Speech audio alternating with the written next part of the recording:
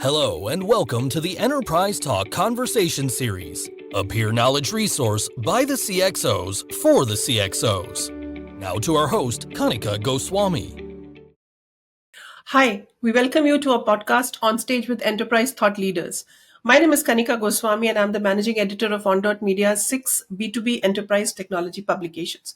We have engaging conversations with global thought leaders and industry experts in our regular podcasts. Cybersecurity has always been a bane for digital enterprises, but as technology advances, enterprise vulnerabilities grow with it. We have invited Andy Syrewicze. He's a security evangelist, Hornet Security, to share his thoughts on what enterprises need to be ready for in terms of cyber risks and advanced security solutions. Welcome to our show, Andy. It's great to have you here with us today.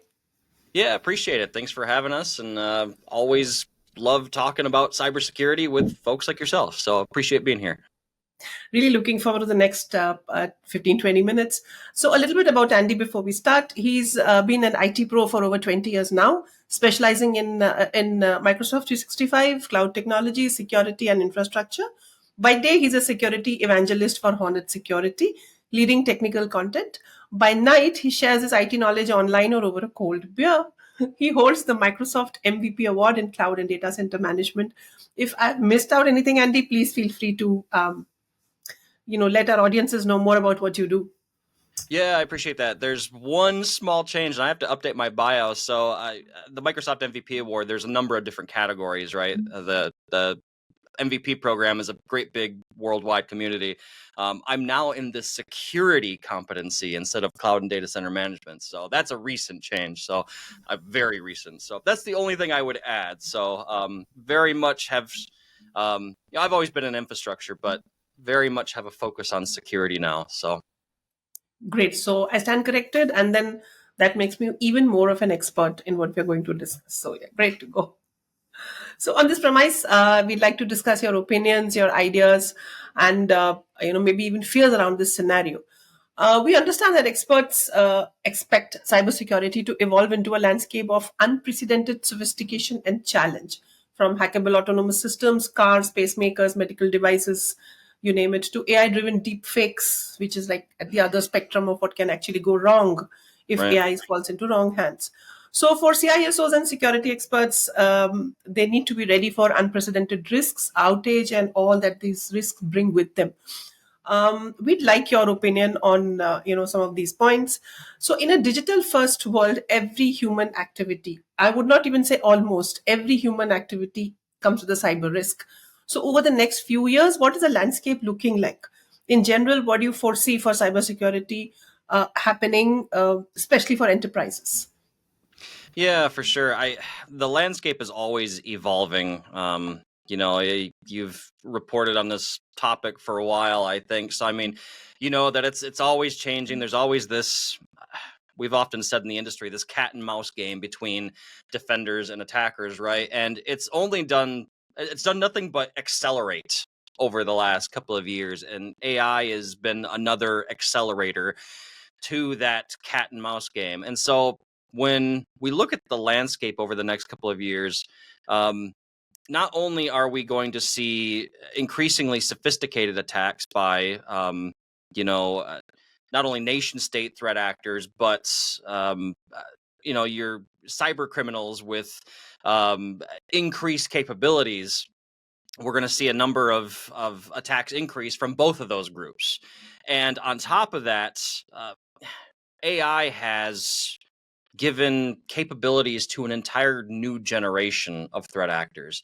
So it used to be, in order to be an attacker of any caliber, you had to possess a certain level of skill, right? You had to have the knowledge. You had to understand how the attack chain works and where the gaps and protections are. Well, AI has given those skills to an entire new generation of people that maybe they don't have that level of skill that was previously needed, but it doesn't matter anymore because, I can go to any generative AI model and say, hey, build ransomware for me. Now, it's not that simple. I have to do some psychology tricks to get the model to provide that for me, but it's doable, right? So I think not only are we going to see more sophisticated attacks? We're just going to see more attacks in general because there are more threat actors out there now. So I think the other thing that I look at, especially from a enterprise perspective, is threat actors have always followed the user, right? Where's the user at? Where can we, if I'm a threat actor, where can I most effectively engage with end users? And historically, that's always been an email, right? Because you can look at any specific organization. You can do OSINT, open source intelligence, for those that may not know what that particular acronym is. And I can, if I'm a threat actor, I can pretty easily guess what somebody's email address is. And if I have a specific target, that's an instant way that I can get in front of that person. Well, threat actors know that a lot of organizations, they still use email a lot, but chat is becoming a very large component of enterprise communication and collaboration. So we're seeing threat actors start to look at that, that chat workflow as a potential place to get at end users. And end users have not traditionally been used to seeing threats in chat systems like Microsoft Teams, for example. And so their defenses, their mental guard is lowered a little bit because of that, right? And so that makes, chat and other external communication sources an area of concern if I'm a CISO or a security team member for an enterprise. That's definitely something that I would be looking at here in the coming years. So that's something I think about as well as we're looking at the next couple of years here. There would certainly be tools and solutions to fight those kind of threats. But this is something which just occurred to me while you were speaking. AI is only getting more and more, I don't know, dangerous, helpful, better, smarter, more advanced, any of the words you can use. Would those solutions be able to keep pace? Because once a CISO budgets for a technology solution, maybe for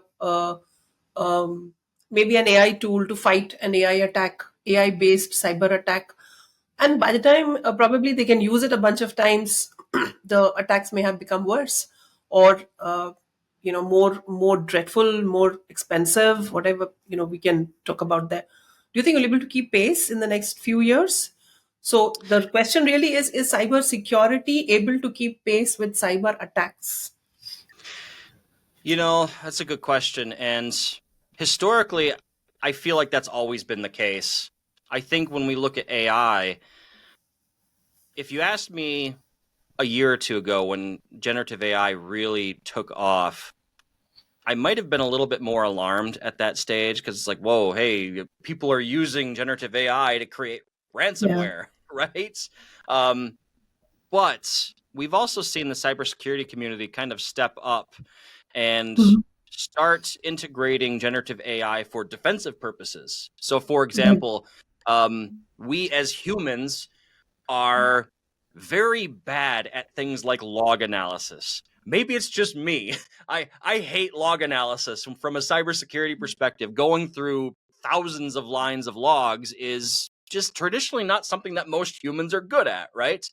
And so when we use something like AI to go through those logs instead, AI can, one, do it way quicker than us humans can, but two, can also do it in a way that could probably see trends that maybe us humans wouldn't see, right? And so that's just one example, right, of how AI is being used from a defensive security standpoint that gives me hope and makes me think that we're not going to have an issue on the defensive side keeping up with the pace of its use on the the attacker side.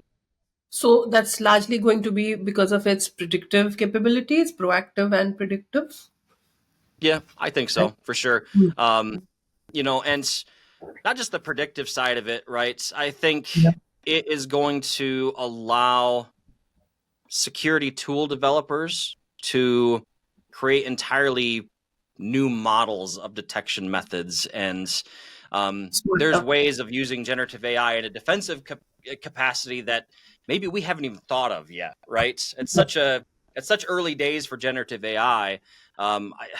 It feels like every other day I'm hearing some new application for it, right? That So is true. I have hope that we'll keep pace. We've always kept pace to date, and AI is just another tool in our tool belt, right? So that is going to be the next question, that the past and the present of our cybersecurity may not drive its future. There may be solutions out there which we have not yet even thought of, as you just said. So what Yep. is your biggest concern? What do you think will be the new, unique, uncharted challenge of cybersecurity in the coming years? AI is no longer unique. What AI may do in a couple of years, that is something which will be unique, probably. Do you have any concerns on that, you know, ends of the universe which we haven't touched yet? Right. And I think, yeah, if we continue to go down this AI rabbit hole here and looking out over the next couple of years, I think one of the big thing that concerns me, I think, is the misinformation aspect and the disinformation aspect of generative AI. I'm not sure that we as a society, and I'm going very large scope here now, right? I don't think we as a society are ready for the level of disinformation and misinformation that we're going to see as part of generative AI. Not just from a tech standpoint. I mean, certainly attackers are using generative AI for social media purposes to post disinformation, misinformation. Now, when you pair that with things like audio and video deepfakes, that's going to create an ecosystem now where your average user, when they see a video of some seemingly important event, are they can they question now whether it's real or not? Now it's going to start blurring that line between real and fake. And now let's take that mentality, pull it into the enterprise. For years, we have been training end users on how to spot attacks. But can that extend to social related attacks that are involved with deepfakes? So what I'm thinking of is, I don't remember which bank, but there was a bank in the EU somewhere in the last year or two that they were scammed out of a very large sum of money because of an audio deepfake. The attacker had created an audio deepfake of the CFO of that particular bank, if I remember correctly. And so that's just an example. And that was like 2 Yes. years ago. And so, Big money was transferred because of this. yeah, This wrong. Yeah, I remember. Also not able to recollect the name of the bank, but I know what you're talking about. But this is yeah. And already so here. It's here. Social engineering attacks are getting really bad they are. because of the new AI. So Exactly. that's already here. Yeah. And so I think that's my big concern is I'm not sure we as a society are ready for that level of, like I said, misinformation, disinformation, and ultimately the attacks that are associated with that, right? And also, I mean, I'm just adding to this. Even beyond enterprises, this kind of social engineering attacks, misinformation, disinformation, deep fakes can also create deeply disturbing political and economic situations, For which sure. could just get out of hand, and then no one really knows, where it's going to reach. Yep, So yes. So exactly. we'll leave the scary parts aside for a bit now. So, but from the obvious, artificial intelligence, what other technologies do you see playing a major role in the evolution of cybersecurity tools?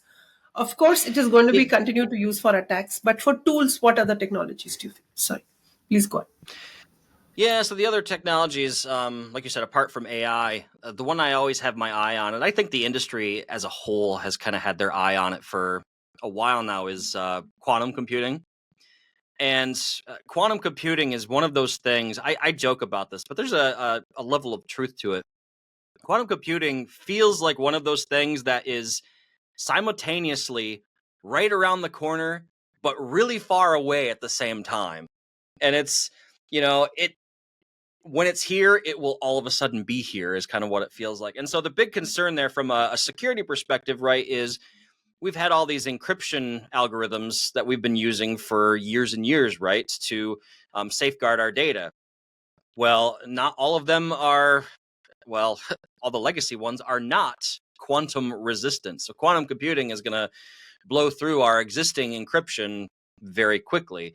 And so there are organizations that have been storing vast quantities of encrypted data with the idea that eventually quantum computing will come out and they will be able to decrypt that data at that point in time.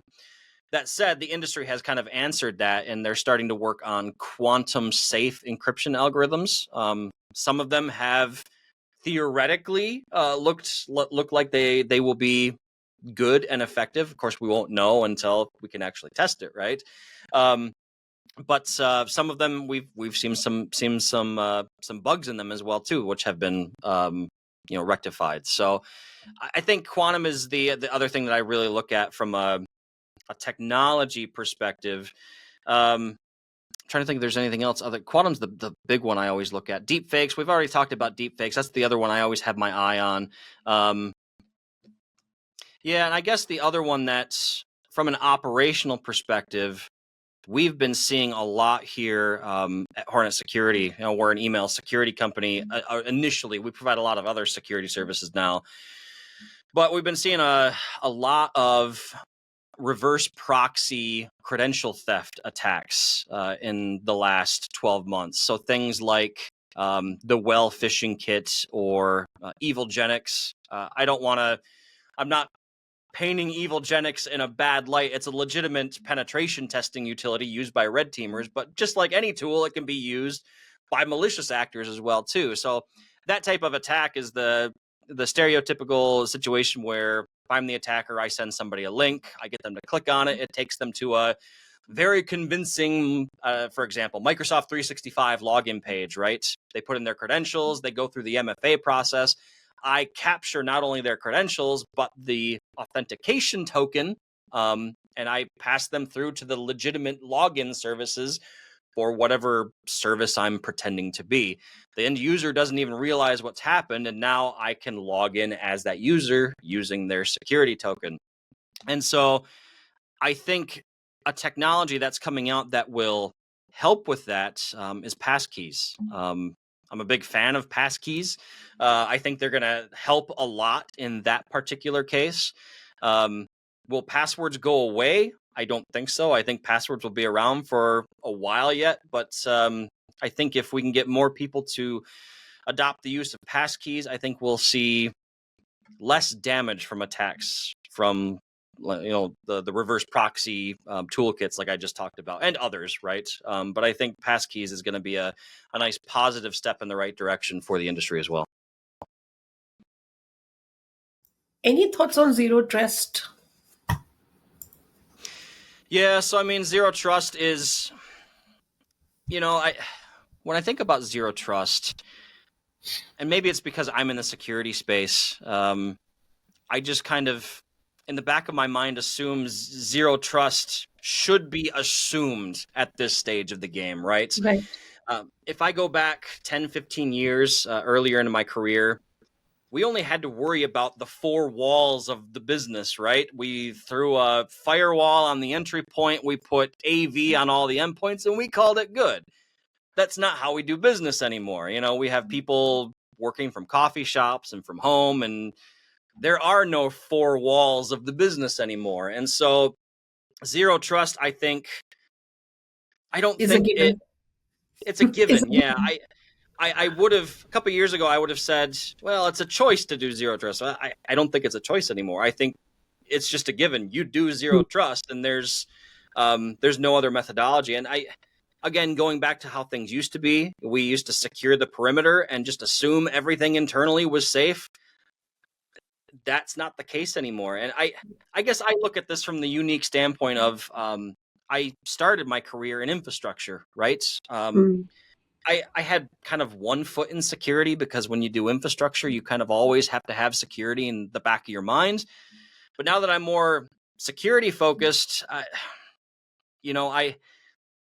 and maybe it's just from being in security for a couple of years, I don't trust any private network anymore just because I know how easy it is to get around stuff sometimes, right? And so that's where that whole no trust thing comes in, right? Is, every connection needs to be vetted, and checked out before it's allowed. And so it's a given, in my opinion. So you've internalized zero trust as a security professional. It is no longer an additional external, anything which comes from outside. It's just Right, there. exactly. Other solutions. Exactly. And it's even at a personal level, I guess I've internalized it because my wife was doing some online shopping just the other day. I don't remember what site it was. It was some oddball website that I'd never heard of before. And she knows that, I get weird about, shopping on unknown sites. And so she's asking me to check it out. And even after, I looked at the URL, I checked its reputation, I checked all the IP, I did all the security stuff, right? And it passed the sniff test. It looked fine. When I communicated that to her, I didn't say, yeah, it's fine. I said, it's probably fine, because I guess us security folks now have just gotten to the point to where, like, yeah, it looks fine, but we will never definitively say 100% that there's no risk. You know what I mean? Absolutely. So just on that, I do not use tap credit cards because I've seen them being, it's a very intrinsic fear. So once you start having conversations of this kind, then you start fearing a lot of things. But I'm glad you brought up the fear angle of it, because especially when you're in security, sometimes you feel like a crazy person, because I was on a trip, I don't know, a year or two ago, and I had bought some new lightning cables to charge my phone while I was on travel. And I got in my hotel room. I'm unpacking these cables I just bought, and I stopped for a second. I'm like, what if somebody embedded some sort of siphoning device inside of the cable? I'm like, Andy, that's crazy. That's crazy. But I mean, like, that's the level of stuff we're starting to see, is that level of sophistication, right? I mean, I guess my point is we see danger around every corner these days. Correct. But that's maybe the only way to be careful, because there's really nothing else you can do about a lot of things. Yep. So so my last question is going to be something of a, how should I put this? Summing up of whatever we've discussed till now. So given the technologies we've talked about, given the situations that can be expected, given the solutions that can be given, that can be delivered, created, developed, what would be your top 3 things that you would suggest for a chief IT security officer to be ready with, or armed with, and to make sure that it's in working condition for the next year? I could say next couple of years, if you could look far, that far ahead. Otherwise, at least for 2025, this year. Top 3 things. So I think my first one at the very top of my list, and it's maybe not a super tangible answer, but I think it's more of a mindset that CISOs, especially, and anybody that has a hand in security for a given organization, I think it's more of a mindset that they have to have in mind. I think everybody needs to adopt, especially CISOs, but everybody needs to adopt a risk mindset. So when you implement some new tool, a new product, a new feature, new hardware into your organization in some way, shape, or form, you should always be asking yourself, what's the risk, right? What's the risk of this particular thing that I'm putting into place? So for example, I was looking at an open source piece of software that I wanted to use personally for something. And it involved some shared credentials. And so I was asking myself, like, okay, what's the risk if I use this particular piece of software? I was checking out the GitHub repo, seeing if there were any comments about security concerns. I did all the due diligence I could, right? But if you ask Andy 10 or 15 years ago that, I probably would have just installed the tool and gone about my business, right? But that's not how the world operates today. Again, like I just got done saying, there's danger around every corner. So we always need to be asking ourselves, what's the risk, right? And then take steps that are applicable. That's the zero trust mentality. Exactly. Adopt that zero trust mentality. And so I think that is the first thing. The second thing, and I've been having this conversation a lot lately as well, too, is I got done. I think it was very early in this conversation. We were talking about how chat and external communication sources are kind of becoming the new ground zero for where threat actors gain that initial touch point with end users. I think if CISOs have not looked at that yet, they definitely need to look at that, and they need to be communicating the dangers, the risks, what people should do to keep themselves safe, utilizing those new communication tools, right? And then I think the third thing, and I think not just CISOs and enterprises, but I think us as a IT community need to look at this. Well, enterprises too, especially. When I look at custom software, a lot of enterprises have their own in-house developers. They've built a lot of their own tools, maybe some of their own APIs. Need to start looking at security-centric programming languages. And I don't think as an industry, historically, it's gotten better recently, but historically we've not done a good job of teaching developers good security practices. That needs to change. And if you've got any in-house custom software, or you're talking with your vendors, your core line of business vendors on the regular, make sure that they're starting to pivot to security-centric languages if they have not already. Because I can't tell you the number of times I've continued to run into developers that are using languages that were developed 25 years ago and have known security vulnerabilities, but we continue to use them because we don't know any better in some cases, right? So I think that's another thing that CISOs and enterprises should definitely look at, is if you can start pivoting to a more developer and more security-centric development language for some of your in-house stuff, do it. I think that's another thing to look at as well.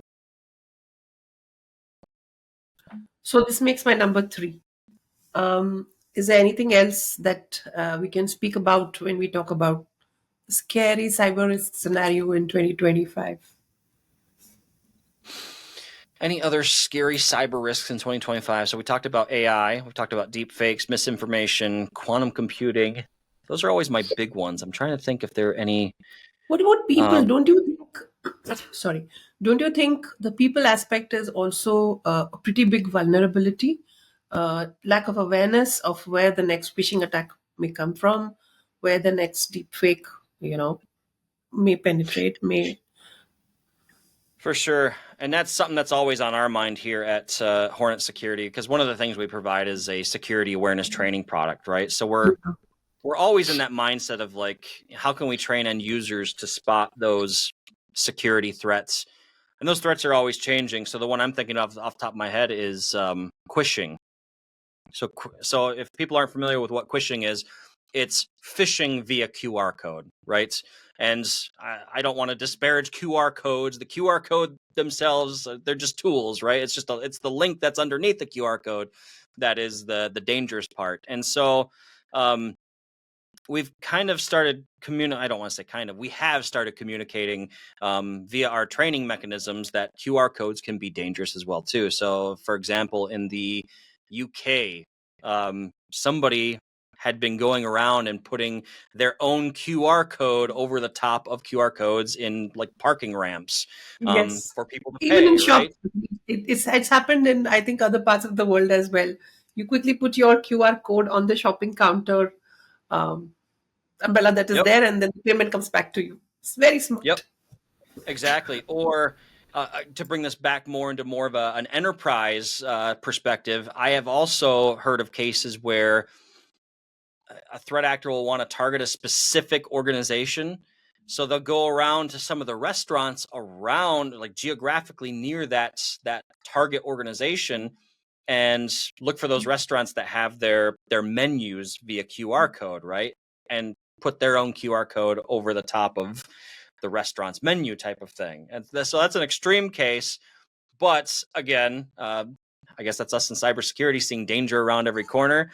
I used to say things in cybersecurity surprised me if I saw somebody going to that length, targeting a specific organization with a QR code at a local restaurant, I would have said that surprised me. That stuff doesn't surprise me anymore. That's just a given, right? So yeah, in short, QR codes, I think, is another thing that's from the user, the people perspective. We've gotten so used to using them in society, your average person doesn't stop to question the safety of that QR code, right? Get it. Get it. Do you think any extra hiring, special skills hiring, or any extra training is becoming imperative for CISOs to meet the coming challenges, or what they have with just a bit of normal enhanced awareness should be enough? There's two ways I want to answer that question. My personal thoughts and what I think the industry is going to do. I think more cybersecurity resources are always a good thing. They will always be used, and there's always a place to plug them into the enterprise. A lot of enterprises, unfortunately, don't see it that way. I think a lot of enterprises would be more than happy to try and get by with what they have. And unfortunately, a lot of enterprises don't invest in additional security resources until something happens, at which point it's too late, right? And I understand why they look at it that way. A lot of organizations see cybersecurity as almost like an insurance policy, right? Maybe something will happen, maybe it won't, but you can't look at it that way anymore.